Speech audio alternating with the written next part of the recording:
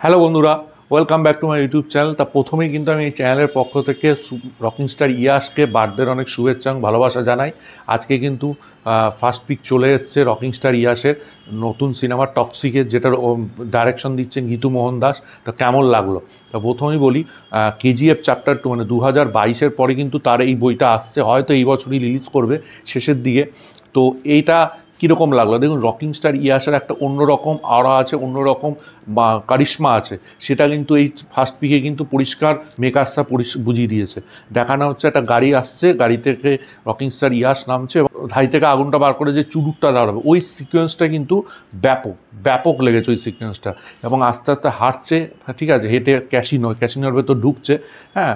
এবং ওই যে ওনার যে মানে মুভিংটা, যেটা ক্যামেরা নিচ্ছে, সেটাও কিন্তু ব্যাপক লাগছে, অন্যরকম একটা ফিলিং আসছে। এবং ঢোকার পরে বেশ কিছু দূর যাওয়ার পর ওনার সঙ্গে কিছু কিছু গার্ড রয়েছে এবং উনি রাইট অ্যাঙ্গেলে তাকাচ্ছেন, ঠিক আছে, সেটাও দারুণ একটা মানে লুক। তারপরে এগোতে তিনি এক জায়গায় বসছে পিয়ানোর সামনে, একটা মেয়ের গায়ে শ্যাম্পেন বা বিয়ার এরকম ফেলে তারপরে হ্যাপি বার্থডে ইয়াস দেন টক্সিক নামটা এরকমভাবে করা হয়েছে। এবং এই যে পুরো ব্যাপারটা, ঠিক আছে, এটা কিন্তু 1 মিনিট 20 সেকেন্ড সামথিং রয়েছে, একটা স্নিক পিক টাইপের, ঠিক আছে। এখানে সবচেয়ে ইন্টারেস্টিং যেটা আমার লাগলো সেটা হচ্ছে ব্যাকগ্রাউন্ড স্কোরটা কিন্তু ব্যাপক ইন্টারেস্টিং, আমার হেভি লেগেছে ব্যাকগ্রাউন্ড স্কোরটা, ঠিক আছে। এবং ওনার যে কারিশমা, ওনার যে অরা এবং ওনার যে হাঁটা চলার যে ধরন, সেটা কিন্তু ব্যাপক। আরেকটা জিনিস আমি বলবো এখানে, যেটা আমার বেশ ভালো লেগেছে, সেটা হচ্ছে এই যে পিকচারাইজেশনটা করেছে, রেট্রো লুক একটা দিয়েছে, কালার, ঠিক আছে, যে ক্যামেরার সিনেমাটোগ্রাফিটা দেখিয়েছে, সেটা ব্যাপক লাগছে।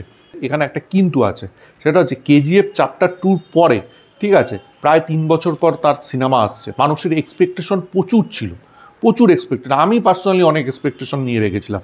সেই জায়গায় দাঁড়িয়ে কিন্তু আমি সেই এক্সপেকটেশন আমার ফুলফিল হয়নি। আমি আরেকটু কিছু বেটার আশা করছিলাম, ঠিক আছে। সেই বেটারনেসটা, সেই ব্যাপারটা কিন্তু আমি স্নিক পিক থেকে পেলাম না, ঠিক আছে। হয়তো মেকার্সরা এখানে অত কিছু রিভিল করেনি, যেহেতু তার বার্থডে উইশ করছে একটা ছোট্ট ঝলক দেখিয়ে, ঠিক আছে। হয়তো আশা করি ফিউচারে করবেন, এটা আমার আশা। তো দেখা যাক। আমার যেরকম এক্সপেকটেশন ছিল, যেরকম তার একটা ক্রেজ আছে, ঠিক আছে, সেই আন্দাজে বলবো ইয়াসের এই স্নিক পিকটা কিন্তু আমার অতটা ভালো লাগেনি, অতটা পোষায়নি। তো ফিউচারে যদি কিছু টক্সিক নিয়ে বেরোয়, তাহলে আশা করবো আরও বেটার কিছু আসবে, আরও ভালো কিছু আসবে, এই আশা রাখবো। এই ছিল আমার রিয়াকশন টক্সিকের স্নিক পিক নিয়ে। আপনাদের কেমন লেগেছে অবশ্যই কমেন্ট বক্সে জানাবেন। ভিডিওটা ভালো লাগলে লাইক করে দিন, সাবস্ক্রাইব করুন, পাশে থাকা বেল আইকনটা ক্লিক করতে ভুলবেন না পরবর্তী নতুন কোনো আপডেটসের জন্য। ততক্ষণের জন্য গুড বাই বন্ধু।